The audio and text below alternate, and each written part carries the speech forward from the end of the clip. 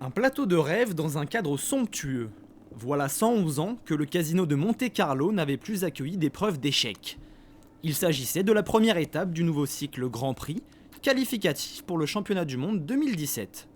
Les 12 participantes se sont tour à tour affrontées dans le salon de Touzet, pour ce qui était annoncé comme le tournoi le plus relevé de l'histoire. Tout à fait exceptionnel, et c'est pour ça que accueillir ces femmes exceptionnelles dans cet environnement exceptionnel, c'est vraiment un grand plaisir. Et c'est avec beaucoup d'honneur que nous réintroduisons les échecs dans le casino, et nous en remercions la Fédération monégasque qui nous a conduits à cette belle réussite.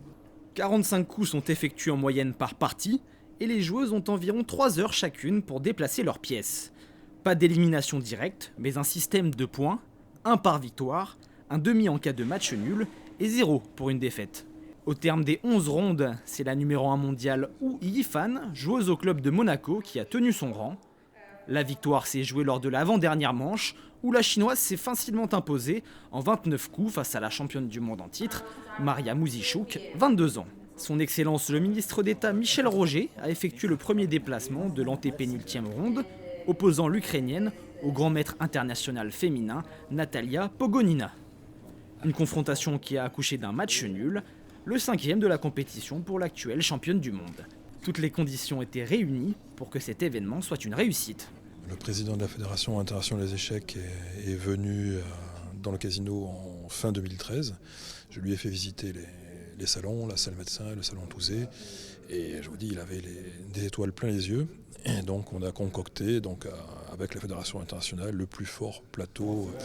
C'est effectivement le plus fort tournoi féminin. Jusqu'à présent, ça va être difficile de battre ce plateau-là.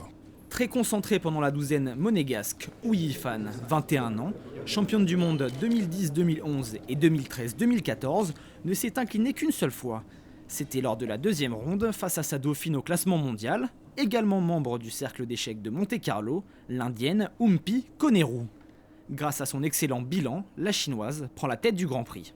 La représentante française Almira Skripchenko, capitaine et ambassadrice du CEMC, s'est-elle payé le luxe de battre la numéro 4 mondiale, Anna Muzichuk, sa coéquipière rouge et blanche. Belle performance d'une autre licenciée monégasque, la suédoise Pia Kramling, qui se classe dans le top 5 final. 2 prix de beauté ont récompensé les 2 parties ayant offert le plus de suspense.